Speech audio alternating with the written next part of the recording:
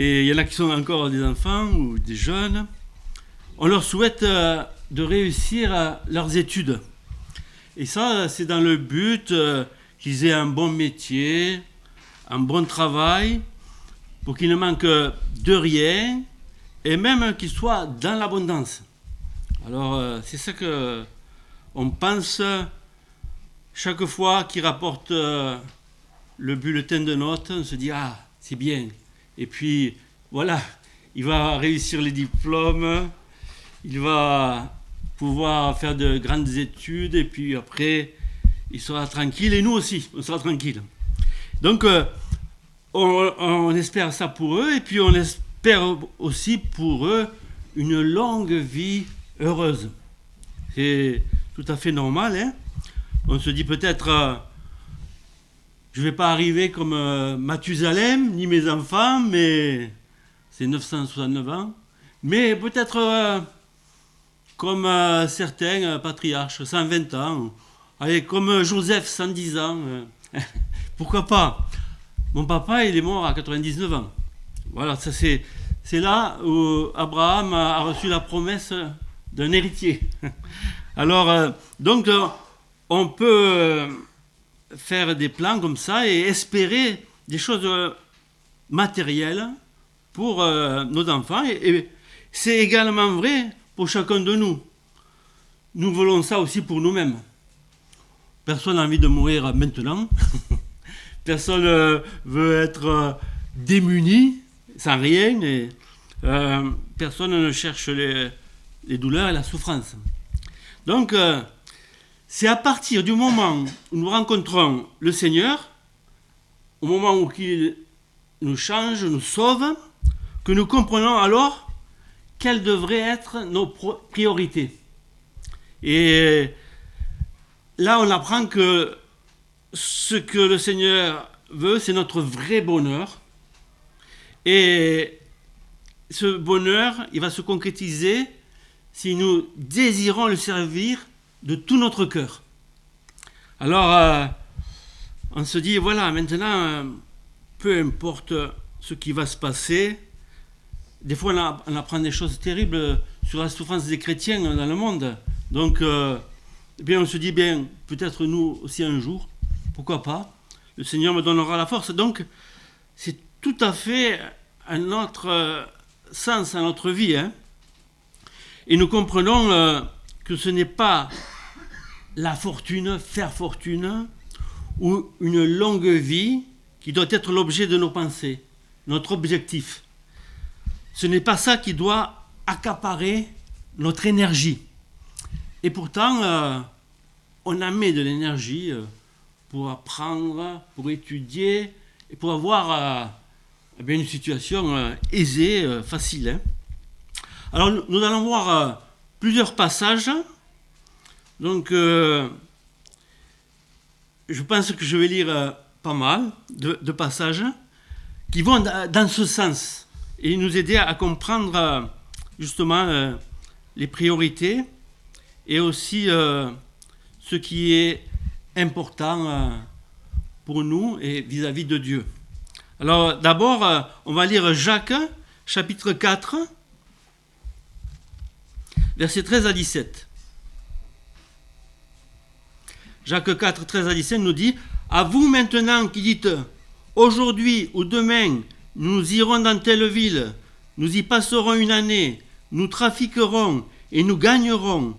Vous qui ne savez pas ce qui arrivera demain, car qu'est-ce que votre vie? Vous êtes une vapeur qui paraît pour un peu de temps et qui ensuite disparaît. Vous devriez dire au contraire « Si Dieu le veut, nous vivrons et nous ferons ceci ou cela. Mais maintenant, vous vous glorifiez dans vos pensées orgueilleuses. C'est chose mauvaise de se glorifier de la sorte. Celui donc qui sait faire ce qui est bien et qui ne le fait pas, commet un péché. » Alors, Jacques nous dit ici que la vie est courte.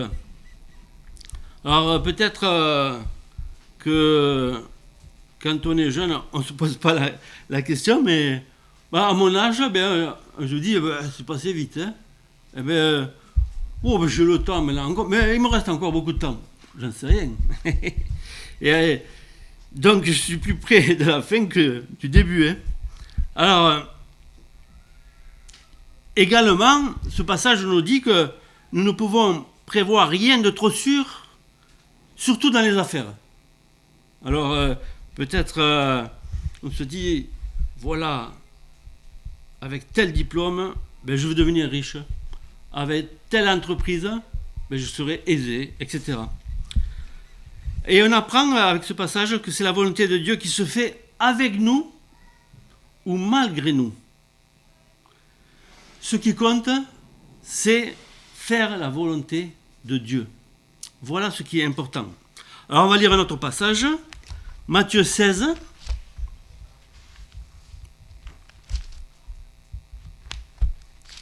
Et les versets 24 à 27. Voilà ce que dit Jésus à ses disciples. Alors Jésus dit à ses disciples, si quelqu'un veut venir après moi, qu'il renonce à lui-même, qu'il se charge de sa croix et qu'il me suive. Car celui qui voudra sauver sa vie la perdra, mais celui qui la perdra à cause de moi la trouvera.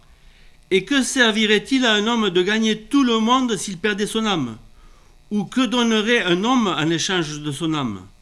Car le Fils de l'homme doit venir dans la gloire de son Père avec ses anges. Et alors, il rendra à chacun selon ses œuvres.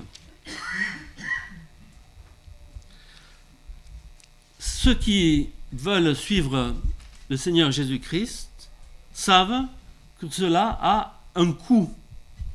Et le coût sera différent pour les uns et pour les autres, mais il y a un prix à payer, un certain prix.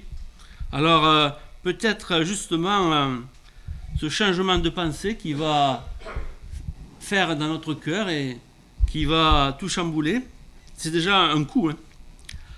Alors il y en a d'autres qui veulent gagner le monde entier. Et comme il nous est dit ici, ils ne savent pas qu'ils vont perdre leur âme. Et on pourrait dire, c'est l'un ou l'autre. Soit gagner le monde entier et perdre son âme, soit être approuvé de Dieu pour la gloire éternelle. Alors lisons Matthieu 6, 24. Voici ce qu'il est dit.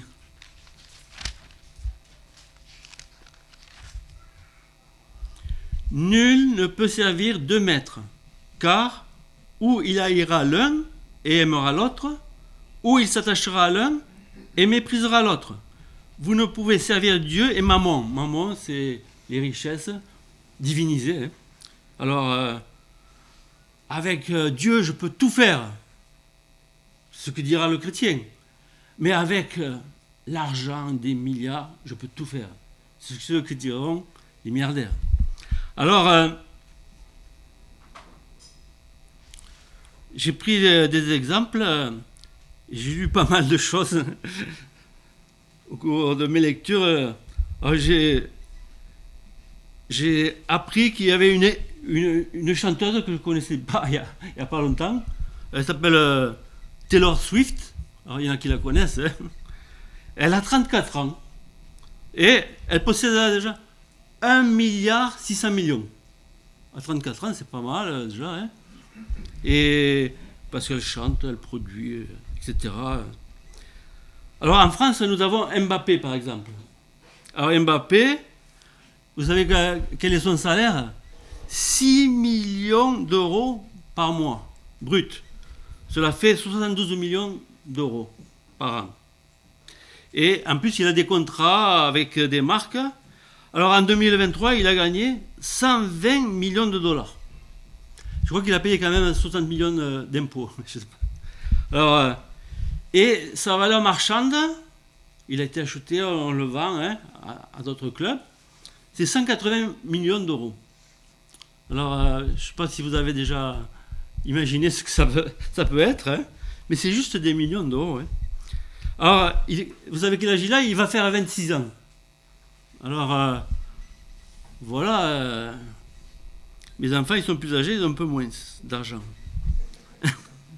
Alors, Mbappé, quand il était à Monaco, à 17 ans, il a acheté une Ferrari Et alors, là, il a été au Real de Madrid, et c'est sa mère qui a dû rapatrier la voiture, parce que, eh bien, il n'a pas le permis. Et à Monaco, maintenant il est passé par le PSG, le Real, eh bien, elle est chère à entretenir, la voiture. Mais bon, hein. Donc, et vous savez quoi, quand il est arrivé au Real, récemment, hein, eh bien, on lui a offert une voiture. Et il n'a toujours pas le permis, je crois. Alors, voilà ce qu'on peut faire avec l'argent. Mais il paraît que lui et sa famille sont très généreux. Mais que servirait-il à un homme de gagner le monde entier s'il perdait son âme? Certains pensent que la piété est une source de gain. Alors, on peut lire 1 Timothée, chapitre 6.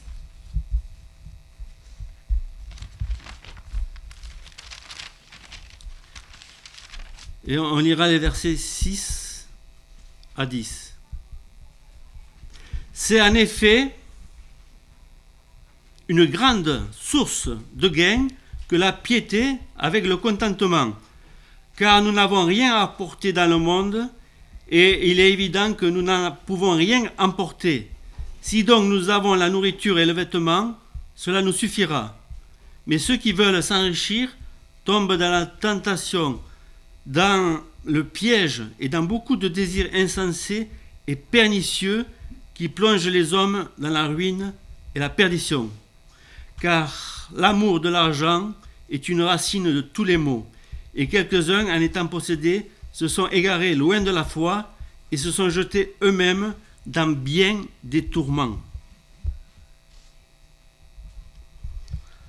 Alors, l'amour de l'argent est la racine de tous les maux. Alors, se sont égarés certains, loin de la foi, à cause de cet amour de l'argent. Et hier, j'écoutais un reportage à la radio sur des églises évangéliques en région parisienne qui étaient l'objet de vigilance parce qu'ils demandaient beaucoup d'argent. Et ils exigeaient beaucoup d'argent pour l'église, pour le pasteur, de la part des fidèles. Et donc, je me suis dit, peut-être que certains pensent que la piété est une source de gain. Peut-être. Alors, lisons Jacques 4, 1 à 4.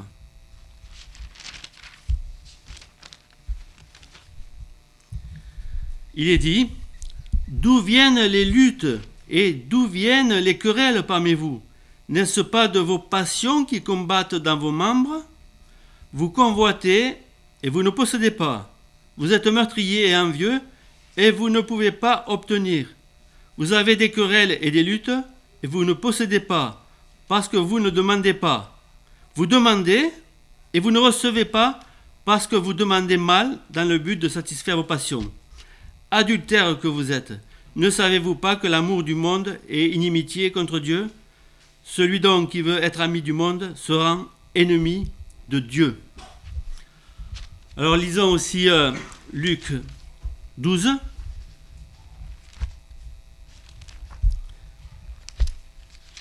Et versets 13 à 21. Quelqu'un dit à Jésus, du milieu de la foule, « Maître, dis à mon frère de partager avec moi notre héritage. » Jésus lui répondit, « Ô homme, qui m'a établi pour être votre juge ou pour faire vos partages ?» Puis il leur dit, « Gardez-vous avec soin de toute avarice, car la vie d'un homme ne dépend pas de ses biens, serait-il dans l'abondance. » Et il leur dit cette parabole. Les terres d'un homme riche avaient beaucoup rapporté, et il raisonnait en lui-même, disant, « Que ferai-je, car je n'ai pas de place pour serrer ma récolte? Voici, dit-il, ce que je ferai. J'abattrai mes greniers, j'en bâtirai de plus grands, j'y amasserai toute ma récolte et tous mes biens. Et je dirai à mon âme, tu as beaucoup de biens en réserve pour plusieurs années. Repose-toi, mange, bois et réjouis-toi. » Mais Dieu lui dit, « Insensé, cette nuit même, ton âme te sera redemandée. Et ce que tu as préparé, pour qui sera-ce? » Il en est ainsi de celui qui amasse des trésors pour lui-même et qui n'est pas riche pour Dieu. Et nous voyons dans ce monde que certains perdent leur fortune en peu de temps, même s'il y en a beaucoup qui en gagnent en peu de temps. Alors, lisons ce que dit le Seigneur dans Matthieu 6.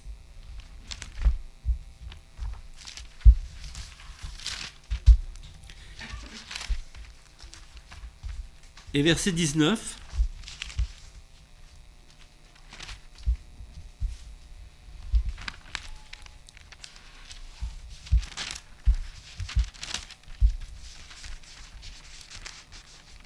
« 19 à 21.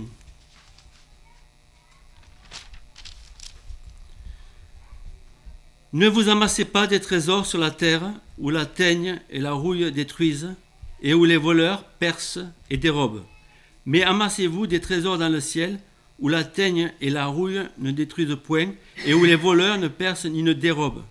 Car là où est ton trésor, là aussi sera ton cœur. » Alors, j'ai écouté des exemples, j'ai lu, j'ai vu des choses. Il y a des choses qui m'ont interpellé. Alors, j'ai entendu qu'il y a quelques années, on a volé dans un manoir de Grande-Bretagne un WC en or massif. Alors, estimé 1 130 000. Alors moi, j'avais entendu même qu'il avait coûté 5 600 000. Mais bon, c'est déjà pas mal. Hein. Et donc, c'est un artiste qui s'appelle Maurizio Cattelan. En plus, c'est une œuvre d'art. Hein. Bon, c'est de l'or massif. C'est un WC. Hein. C'est vraiment un WC en or massif. Et fonctionnel. Hein. Et on l'a volé. Et il y a une quinzaine de jours. Alors, c'était le 20 novembre de cette année. Hein, donc, c'est il y a 15 jours. Hein. Un milliardaire chinois a acheté une œuvre qui consistait en une banane fixée sur un mur avec du Chatterton. Et donc le milliardaire, ça se passait à New York, hein, l'a acheté pour 6 200 000 $. Et vous savez quoi? C'est le même artiste qui a fait le WC en or. Un Italien. Donc, si vous avez de la chance, vous mettez une banane, du Chatterton et ça peut vous rapporter gros. Donc, voilà un peu, je dirais, la folie. Est-ce que c'est la folie de celui qui a mis la banane avec le Chatterton ou c'est la folie du Chinois qui a acheté pour 6 200 000 cette œuvre d'art? Alors, je suppose que c'est une vraie banane et qu'elle va pourrir bientôt. Donc, bon, ben voilà, il avait trop d'argent peut-être, non? Alors, vous savez qu'au Japon, on paie 200 000 € pour une carpe, un poisson, koi, la carpe koi, que l'on met dans des bassins. Et donc, chaque année, à Tokyo, est organisé un concours de beauté qui réunit des éleveurs de carpes. Alors, le record, c'est en 2018, là j'ai dit 200 000 €, eh bien, une carpe baptisée S Légende. C'est vendu à 1 400 000. Voilà, un poisson rouge. Non, c'est même pas un poisson rouge. Mais bon, c'est un beau poisson. Hein. Il a toutes les qualités parce qu'il y a des critères dans le concours. Hein. Est-ce que vous savez que le sultan de Brunei possède 7000 voitures de luxe? Alors, il possède aussi 20 jets privés et 300 chevaux de course. C'est pas mal. 7000 voitures de luxe. Alors, nous allons lire un passage dans Jacques 5 qui a aidé un ami que certains ont connu, hein, un ami communiste à se convertir au Seigneur Jésus-Christ. Il n'en revenait pas que la Bible parle ainsi. En fait, alors, cet ami, il travaillait à la poste. crois qu'il y avait des tapis roulants. Et il y avait un carton qui était plus ou moins ouvert. Et vous savez ce qu'il a volé? Un Nouveau Testament. Et alors, là, il a lu, hein, et ce qui l'a interpellé, alors c'est ce passage, entre autres, hein, c'est Jacques, chapitre 5. Il ne croyait pas que la Bible pouvait parler de ça, lui qui était communiste. Alors, Jacques 5, 1 à 6, qui dit « À vous maintenant, riches, pleurez et gémissez à cause des malheurs qui viendront sur vous. Vos richesses sont pourries et vos vêtements sont rongés par les teignes. Votre or et votre argent sont rouillés, et leur rouille s'élèvera en témoignage contre vous et dévorera vos chairs comme un feu. Vous avez amassé des trésors dans les derniers jours. Voici le salaire des ouvriers qui ont moissonné vos champs et dont vous les avez frustrés. Cris, et les cris des moissonneurs sont parvenus jusqu'aux oreilles du Seigneur des armées. Vous avez vécu sur la terre dans les voluptés et dans les délices. Vous avez rassasié vos cœurs au jour du carnage. Vous avez condamné, vous avez tué le juste qui ne vous a pas résisté. » Alors, je vais citer un journal, ce que j'ai lu. Hein. Alors, en 2024, le club des détenteurs d'une fortune supérieure à 1 milliard de dollars s'est agrandi de 141 nouveaux très riches. Alors, cela fait en tout 2781 personnes qui ont plus d'1 milliard, soit la richesse cumulée de 14,2 billions de dollars, c'est-à-dire 14 200 milliards de dollars. Alors, c'est plus que le PIB de n'importe quel pays, à part les USA et la Chine. Et le patrimoine des ultra-fortunés, entre 2023 et 2024, s'est accru de 3 800 milliards de dollars. Et le nombre de milliardaires à 12 chiffres, c'est-à-dire de 100 milliards de dollars, a plus que doublé, passant de 6 à 14. Alors, la remarque est celle-ci. Même en période d'incertitude financière, ils continuent de prospérer. Tous ces milliardaires sont 1% et détiennent la richesse, 2 fois la richesse de 92% de la population mondiale. Donc, peut-être là, vous ne vous rendez pas compte, mais c'est quelque chose de colossal. Hein. Et alors, j'ai entendu aussi un rapport sur la pauvreté par l'Observatoire des inégalités. Ça vient d'être publié. 5 100 000 pauvres en France, soit 8% de la population. Ce sont les personnes qui ont moins de 1 000 euros, ou un couple, moins de 1 500 euros, ou un couple avec 2 enfants de plus de 14 ans qui ont 2 500 euros. Mais je suppose que parmi nous, il y a quelques pauvres. Et donc, c'est sans compter, on ne les compte pas, les SDF.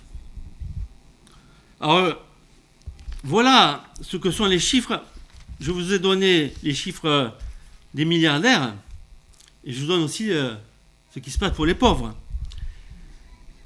Il les a dit, vous avez vécu sur la terre dans les voluptés, dans les délices, vous avez rassasié vos cœurs au jour du carnage, vous avez condamné, vous avez tué le juste qui ne vous a pas résisté.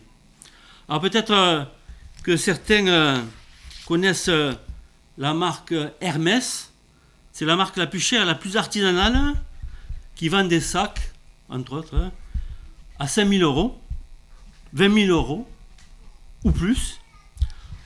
Et alors, une maroquinière commence à 1 800, 1 900 euros brut. Et, alors, peut-être, il y a les dames qui connaissent, pour un sac Kelly. Il y en a qui en achètent pour le revendre. Hein. Alors, un sac Kelly, il mesure 25 cm, il faut 16 heures de travail. Il en faut 2, on en fait 2 par semaine, 8 sacs par mois, et ils sont vendus 9 000 euros pièce.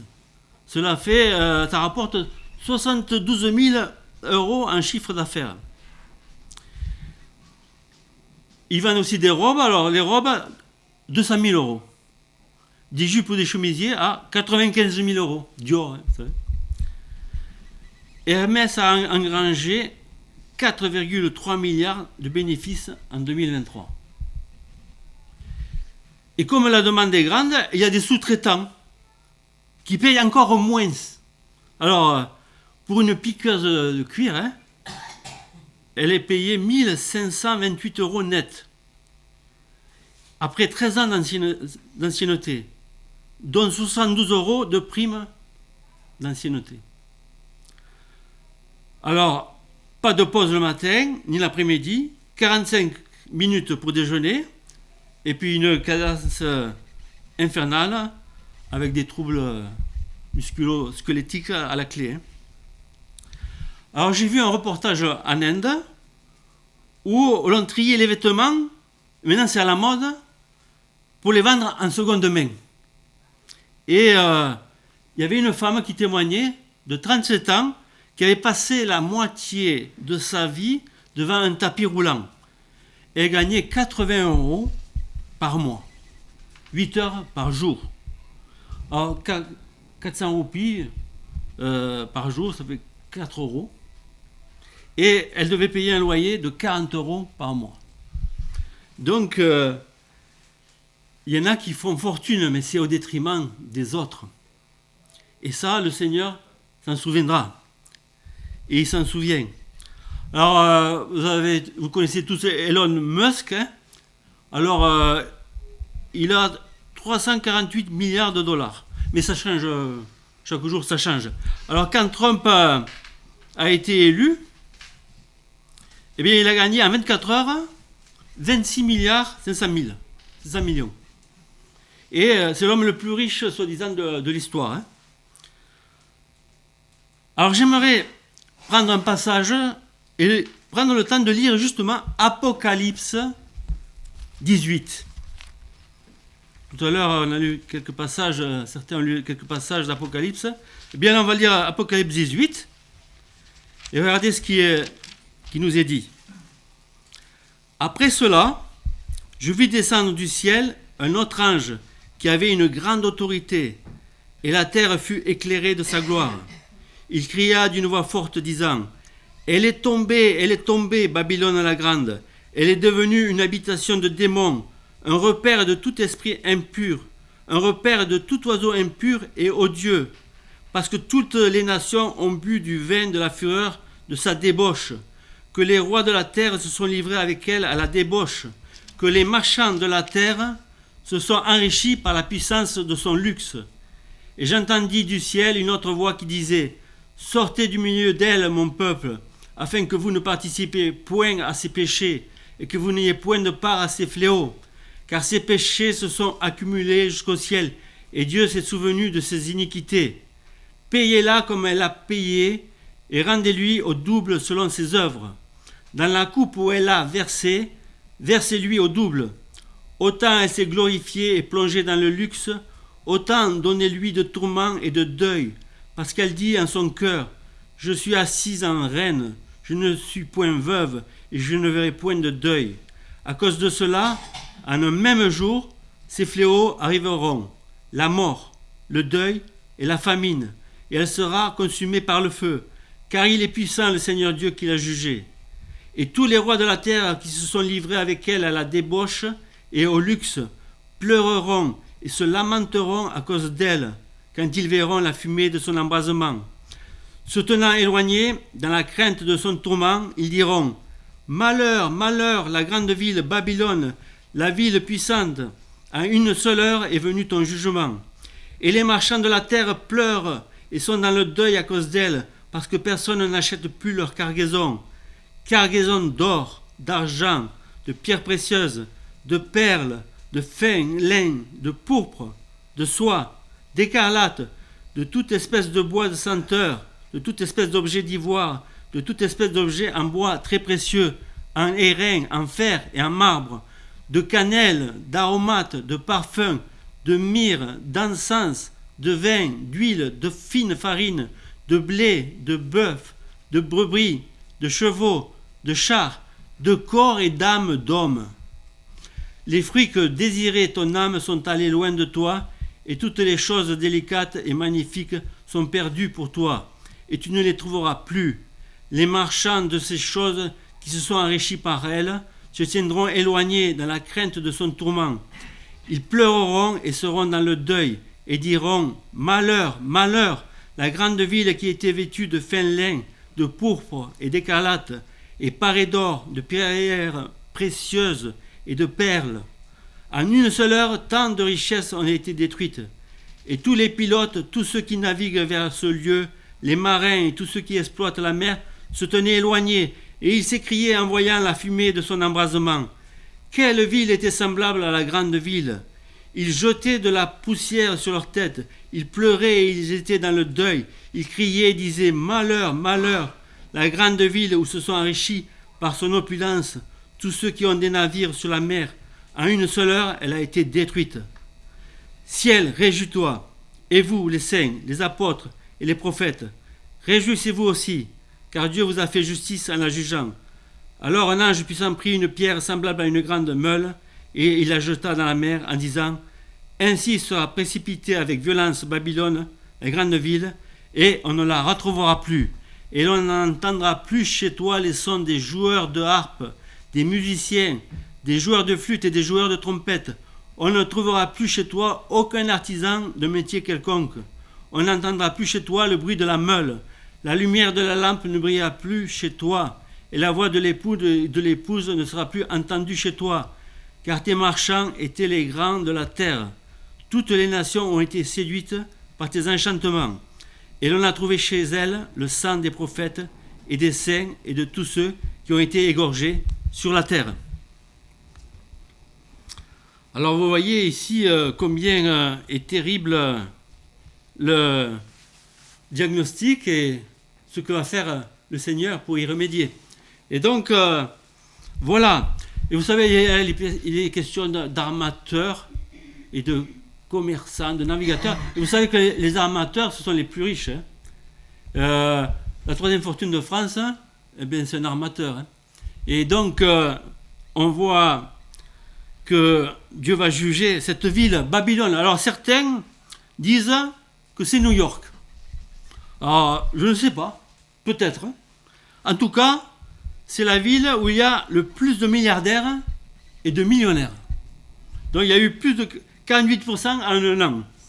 Alors il y a 110 milliardaires, dont Trump, et 350 000 millionnaires.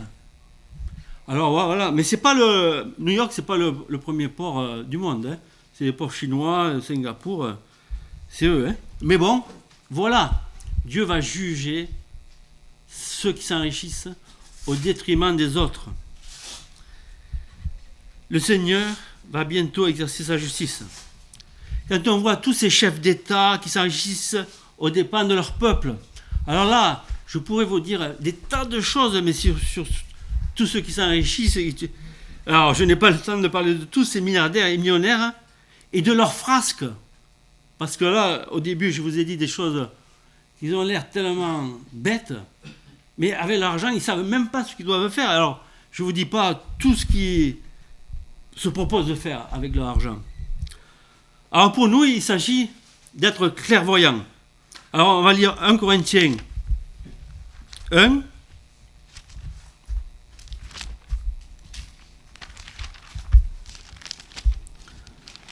Là, on va lire quelques passages. 1 Corinthiens 1, 26 à 31. Il est dit... Considérez, frères, que parmi vous qui avez été appelés, il n'y a ni beaucoup de sages selon la chair, ni beaucoup de puissants, ni beaucoup de nobles. Mais Dieu a choisi les choses folles du monde pour confondre les sages. Dieu a choisi les choses faibles du monde pour confondre les fortes. Et Dieu a choisi les choses viles du monde et celles qu'on méprise, celles qui ne sont point pour réduire au néant celles qui sont, afin que personne ne se glorifie devant Dieu. Or, c'est par lui que vous êtes en Jésus-Christ, qui, par la volonté de Dieu, a été fait pour nous sagesse, justice, sanctification et rédemption, afin, comme il est écrit, que celui qui se glorifie dans le Seigneur. Alors on peut lire aussi Jacques 1, pardon, versets 9 à 11. Que le frère de condition humble se glorifie de son élévation, que le riche au contraire se glorifie de son humiliation, car il passera comme la fleur de l'herbe. Le soleil s'est levé avec sa chaleur ardente, il a desséché l'herbe, sa fleur est tombée, et la beauté de son aspect a disparu. Ainsi le riche se flétrira dans ses entreprises. Puis on peut lire 1 Corinthiens 7.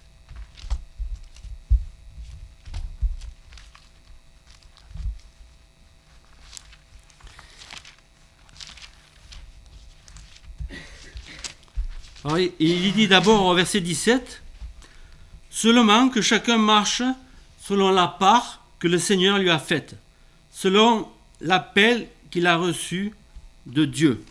C'est ainsi que je l'ordonne dans toutes les églises. » Puis verset 20 à 23, « Que chacun demeure dans l'état où il était lorsqu'il a été appelé. As-tu été appelé étant esclave? Ne t'en inquiète pas. Mais si tu peux devenir libre, profites-en plutôt. Car l'esclave qui a été appelé dans le Seigneur est un affranchi du Seigneur. De même, l'homme libre qui a été appelé est un esclave de Christ. Vous avez été rachetés à un grand prix. Ne devenez pas esclaves des hommes. » Alors, pour nous, ce qui est important, c'est d'imiter notre Seigneur Jésus-Christ. Et je vais lire deux passages. Un d'abord dans 2 Corinthiens, chapitre 8.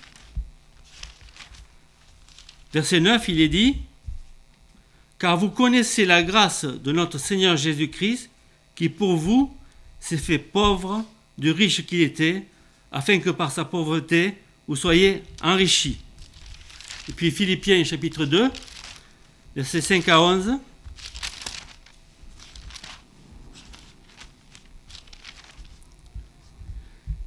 Ayez en vous les sentiments qui étaient en Jésus-Christ, existant en forme de Dieu. Il n'a point regardé son égalité avec Dieu comme une proie à arracher, mais il s'est dépouillé lui-même en prenant une forme de serviteur, en devenant semblable aux hommes, et il a paru comme un vrai homme. Il s'est humilié lui-même, se rendant obéissant jusqu'à la mort, même jusqu'à la mort de la croix.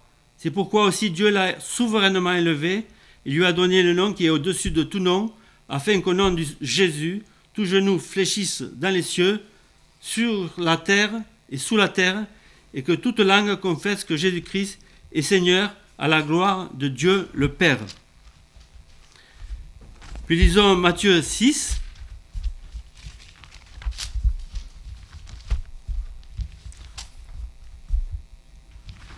Bien sûr, il faudrait des heures pour commenter chaque passage.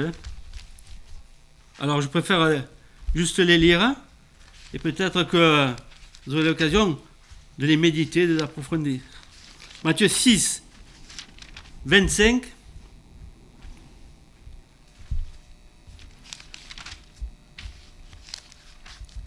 Voilà, 6, 25 à 34. C'est pourquoi je vous dis, ne vous inquiétez pas pour votre vie de ce que vous mangerez, ni pour votre corps, de quoi vous serez vêtus. La vie n'est-elle pas plus que la nourriture, et le corps plus que le vêtement? Regardez les oiseaux du ciel, ils ne sèment ni ne moissonnent, et ils n'amassent rien dans des greniers. Et votre Père céleste les nourrit. Ne valez-vous pas beaucoup plus qu'eux? Qui de vous, par ses inquiétudes, peut ajouter une coudée à la durée de sa vie? Et pourquoi vous inquiétez au sujet du vêtement? Considérez comment croissent les lys des champs. Ils ne travaillent ni ne filent. Cependant, je vous dis que Salomon, même dans toute sa gloire, n'a pas été vêtu comme l'un d'eux. Si Dieu revêt ainsi l'herbe des champs qui existe aujourd'hui et qui demain sera jetée au four, ne vous vêtira-t-il pas à plus forte raison, gens de peu de foi? Ne vous inquiétez donc point et ne dites pas que mangerons-nous, que boirons-nous, de quoi serons-nous vêtus? Car toutes ces choses, ce sont les païens qui les recherchent. Votre Père céleste sait que vous en avez besoin. Cherchez premièrement le royaume et la justice de Dieu, et toutes ces choses vous seront données par-dessus. Ne vous inquiétez donc pas du lendemain, car le lendemain aura soin de lui-même. À chaque jour suffit sa peine. Puis donc, rappelons-nous la question de Pierre au Seigneur, et ce qui lui répondit. Alors c'est dans Matthieu 19, versets 27 à 30. Pierre, prenant alors la parole, lui dit : « Voici, nous avons tout quitté et nous t'avons suivi. Qu'en sera-t-il pour nous ?» Jésus leur répondit : « Je vous le dis en vérité, quand le Fils de l'homme, au renouvellement de toutes choses, sera assis sur le trône de sa gloire, vous qui m'avez suivi, vous serez de même assis sur 12 trônes, et vous jugerez les 12 tribus d'Israël. Et quiconque aura quitté à cause de mon nom ses frères, ou ses sœurs, ou son père, ou sa mère, ou sa femme, ou ses enfants, ou ses terres, ou ses maisons, recevra le centuple et héritera la vie éternelle. Plusieurs des premiers seront les derniers, et plusieurs des derniers seront les premiers. » Alors, peut-être que en lisant tout cela, on va pouvoir désirer pour nos enfants et pour nous-mêmes d'autres perspectives d'avenir. D'abord, il nous faut vouloir aller au Seigneur avec lui, là où il nous appelle à aller. Et il nous faut vivre pour lui, faire sa volonté, regarder aux choses d'en haut qui sont éternelles et glorieuses. Je souhaite que mes enfants aient la vie éternelle, un trésor éternel, la gloire avec le Seigneur. Je souhaite cela pour moi aussi et pour vous aussi. Visons cela, c'est un objectif. Parce que, voilà, c'est un chemin que nous prenons et le Seigneur nous trace et il y a des bonnes œuvres à faire. Il y a une volonté de Dieu qui est bonne, agréable et parfaite. Et c'est par la foi que nous envisageons tout cela. Hein. Alors, les milliards, on peut les voir, les belles voitures, on peut les voir. Mais là, on voit le royaume de Dieu par la foi. Nous ne le voyons pas encore, mais c'est par la foi que nous envisageons cela. Mais c'est bien concret, et plus concret que tout ce que nous pouvons espérer sur cette terre. Alors, lisons quelques passages pour terminer. Alors, 2 Timothée, chapitre 2.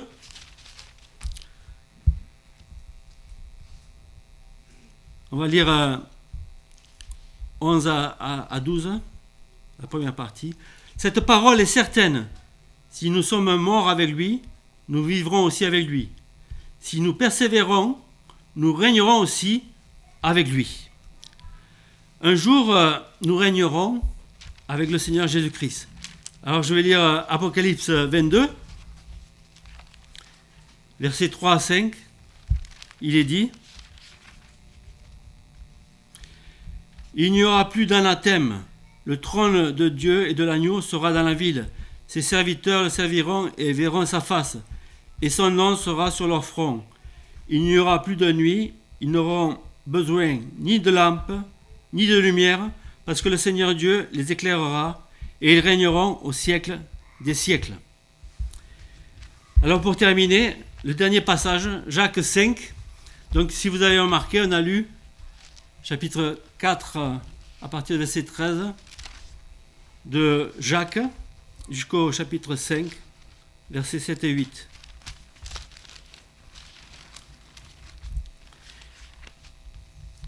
Soyez donc patients, frères, jusqu'à l'avènement du Seigneur. Voici le laboureur attend le précieux fruit de la terre, prenant patience à son égard, jusqu'à ce qu'il ait reçu les pluies de la première et de l'arrière-saison. Vous aussi, soyez patients, affermissez vos cœurs, car l'avènement du Seigneur est proche. Rien ne vaut plus que travailler pour le Seigneur Jésus-Christ. Nul travail n'est vain, nous dit la parole de Dieu, dans le Seigneur. C'est un investissement. Les diplômes sont nécessaires, le travail sont nécessaires, mais servir le Seigneur, encore plus. On investit pour quelque chose de réel, de concret et d'éternel. Être approuvé de Dieu est la vraie réussite. Nous allons prier. Oui, Père Céleste, nous te remercions parce que tu t'es révélé un jour à nous. Aide-nous à marcher dans tes voies, à faire ta volonté, à te servir, à œuvrer pour ta gloire. Utilise-nous, que nous soyons tes ambassadeurs. Seigneur, donne-nous la sagesse pour toutes choses, pour notre temps, pour notre argent, pour ce que tu veux que nous fassions, pour ta gloire. Seigneur, aide chacun à marcher non par la vue, mais par la foi. Bénis chacun, que chacun ici, nous réussissions notre vie, que nous puissions porter du fruit à ta gloire, jusqu'à ce que tu reviennes et que tu puisses nous recevoir dans ta présence. Sois loué et adoré, Seigneur, notre Dieu, au nom du Seigneur Jésus-Christ. Amen. Je vais laisser la place à François pour terminer.